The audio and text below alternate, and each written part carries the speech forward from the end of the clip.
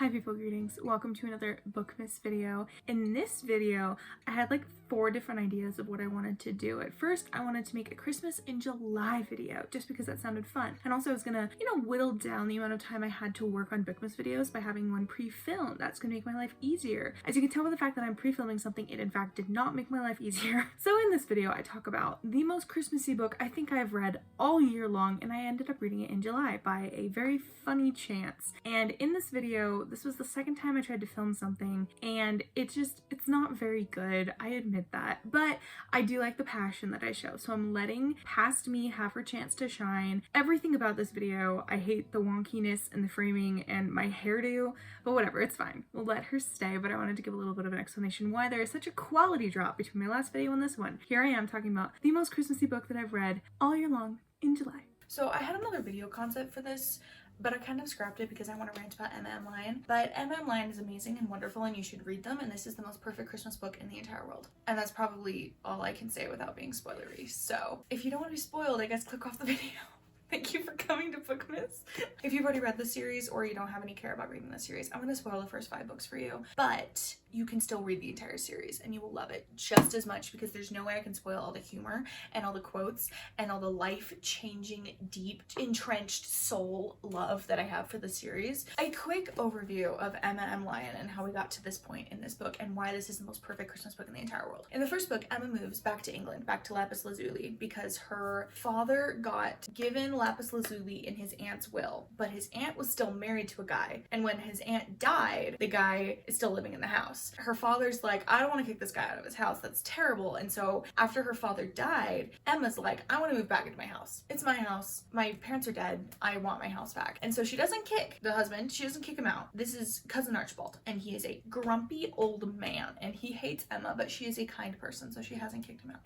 So we get to deal with all those antics. Second thing, her aunt, another aunt, Aunt Eugenia, she is enlisting Emma's help to get her daughter wed in the marriage mark, because this is set in England in like Regency-ish era. I think it's later than that because we have like steam trains and stuff like that, but it's around that same era, kind of the same politics if you think about it that way. We have her aunt enlisting her help into getting her cousin married in the season, so she's supposed to be like the perfect companion and be a foil to Arabella, where Arabella is perfect and this like wonderful, amazing person, which she is. Emma's supposed to be this person who points everyone to look at Arabella. And so Emma is perfect at that because she's so funny and I love her so much. So anyway, we get up to this point in this book. She has made friends. She has Pierce and Islington, the Duke of Islington, and Hawks, who is the local vicar. And she has all these friends. She has this wonderful, wonderful cook called Agnes. She's amazing. I love Agnes. And then we have Perian, who is like the kind of the man of all work, but he doesn't really do anything. That's kind of like his vibe. Now we get to this wonderful book. So far, she's been trying to get her house back up and running because cousin Archibald spent all of her inheritance on gambling at the horse track and on mourning robes, like the robe that you throw on, I think, before going to bed or something like that, something you wear in the morning. And he has a bunch of outlandish colored ones. He has like all these patterns. It's like his one thing in life, and so he spent all of her inheritance on it. So Lapis Lazuli is penniless, and so she has no inheritance. And so now she's talking to her banker, and her banker is like, all right, you got to do this and this and this if you cut down on all costs and save a bunch of money. And with like this other sort amount of money that was owed to her, that was given to her, she can manage to last for about 2 years before Lapis Lazuli is going to be gone. Now Lapis Lazuli is on this wonderful street called St. Crispin's, which has just the most kooky characters. They're the best. I love them so much. We have really fun like local traditions. There's like so many things going on all the time, constantly. There's a ghost. There's items that end up like missing from your house and they end up in someone else's house randomly for no reason. And so there's a place in town called the Keep where everyone takes the weird items that end up in their house that aren't theirs. They take them to the Keep, and then if it's yours, you can go and get it. So it is just the most interesting, wonderful, magical, perfect area, which already sounds fantastic for a Christmas book, right? So then we get to this book. So she's been run raw by her Aunt Eugenia all season long because her aunt is like, all right, I need you to do this, you need to be at this tea, you need to do this, you need to do this better, you're doing this wrong. All this stuff is going on, and she's tired. She's so tired. She just had to bury her friend, her her. I don't think they ever were engaged, but they were in love. She had to bury him because he died in the war, and his remains just got brought back. So she just went through all that trauma and all that grief. And so she's getting through this, and it's like November and it's gray, and she's just kind of feeling terrible. We get to the lead up to Christmas, and where she decides, I want to stay at home this Christmas. I haven't been at home for Christmas in like 2 years. Ever since my parents died, I haven't just been able to stay at home for Christmas. I want to stay at home. And so her aunt's like, no, I need you at this house party. I need you to be doing your job, which is being a foil for Arabella. And she's like, no, I can't, Aunt. I'm sorry. She, at great cost to her future, decides to stay at home and deny her aunt what she wishes. We get to the beginning of Christmas, and she starts to decorate the house. She gets like Perrion to go out and get full foliage, and he gets the worst stuff possible. Like, it's like the most scraggly, ugly green stuff, and she manages to make it look nice and have bows, and she she needlepoint stitches pillows for her friends with Latin phrases that associate with them, and they're like jokes and stuff like that. And then we get to Christmas.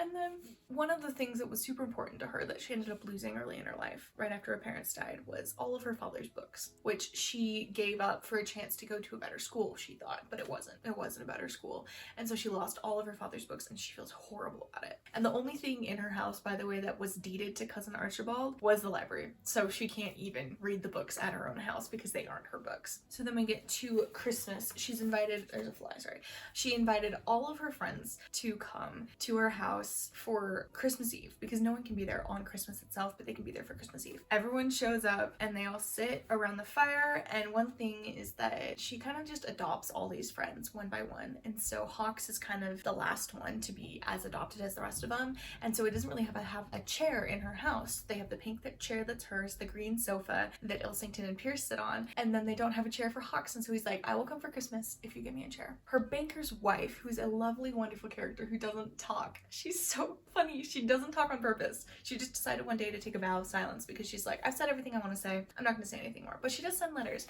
And so one day she sends her a chair because she's like, hey, I think you'd like this chair. I don't want it anymore, but it seems like something you would like. And so she sends her the chair, and then there's room for all of them to sit for Christmas. And so we get to Christmas Eve, and she goes to church, and in church, Hawks, who's the vicar, was reading them instead of scripture. He was reading them A Christmas Carol by Charles Dickens, which is just the best. We get to Christmas itself, and all of her friends are there, and they all send her gifts. Not send her gifts, they all bring her gifts, which she wasn't expecting, but she has the pillowcases for them when she gives to them, and then they all give her books. And all of the books are wonderful, but then Hawks gives her a book that was in her father's library that she ended up losing. And so she cries because she doesn't have anything left of her father. Like, she had to sell it all. She was forced to. Also, earlier in the book, she's really, really terribly grieving her friend who she lost, who she was kind of in denial that he was dead for so long.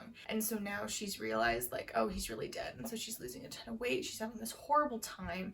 And Hawks sees that, and he gives her a copy of Treasure Island. And he also gives her his luck for the month, which sounds so funny, but Hawks is this wonderful, like, magical character, almost exists on a different plane than the rest of everyone else, and it's so lovely to see. Different planet. So anyway, he gives her his luck, and so all these wonderful things keep happening to her, and she reads Treasure Island, and she just, like, is able to grieve and then get over it and then feel better, and it's just so wonderful, just the friendship.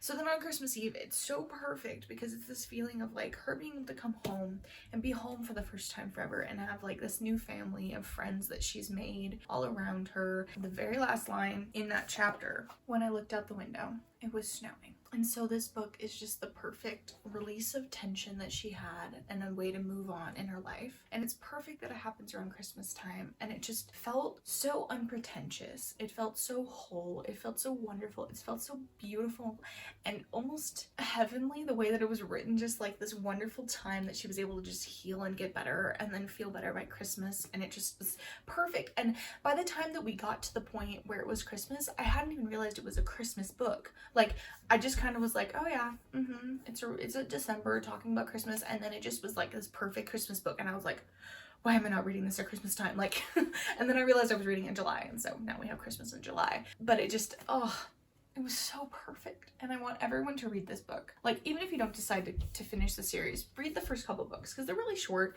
This is the longest book in the series at this point, and so the rest of them are like 200 pages maybe. This one's like 240 pages long. Like, they're not long, and they're perfect, and they're wonderful, and they're all on Kindle Unlimited. So if you've made it this far and you're at least a little bit interested, please read this series because I need people to read them. So she will keep releasing books until the end of days because I love her writing style. I didn't even talk about her writing style. Oh my goodness, what am I doing? Her writing style is perfect. It's like Ella Montgomery, which is the person who wrote Anne of Green Gables. It just kind of is like every sentence is wonderful. I will read you the first page. Like this, it's not a fantastic paragraph. It's not, I mean, it's not a out of the ordinary paragraph. I woke to the bells of St. Crispin's Church, All Saints' Day.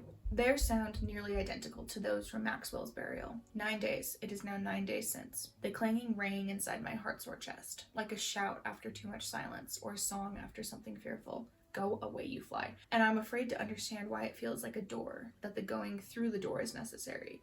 Or perhaps it's more like the edges of a wound, where further exploration will be painful, but all must be cleaned out and cared for and then allowed to go. It just is so beautiful to me. I don't even know why. And the covers aren't the most beautiful in the entire world, but considering the fact that it's literally written like a journal, it's a beautiful journal.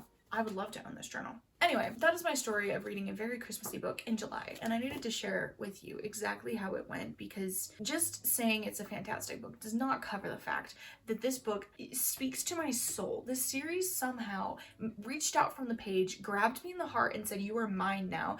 And now I can't do anything. I've been in a book slump for like 2 weeks. I'm just barely getting out of it because this book, not this book specifically, but all of these books in this series, because I binged them all in a week because I'm dumb. I didn't even wait like a month. I couldn't even drag it out that long. I had to read them all right then because they were so good, and now I wish I didn't because now there's none to read. And I don't know when the next one's coming out, and that's making me so sad. Anyway, I really hope I get to know when the 9th book is coming out for my own peace of mind. As a Christmas present, I would love to know when it comes out. Just that would make me feel better. Thank you for watching this rant about one of my favorite books in the entire world, my favorite series in the entire world. I haven't even spoiled half of this, by the way. Like, you could read this book and you will discover so much more that goes on in this series and in this world. There's like 5 other storylines I haven't even touched on, and there's even more that happened later that they haven't even brought up yet. It's perfect. It's wonderful. I love it. Please read this series, and if not, tell other people to read this series because it's amazing. That's the end of my rant. Merry Christmas.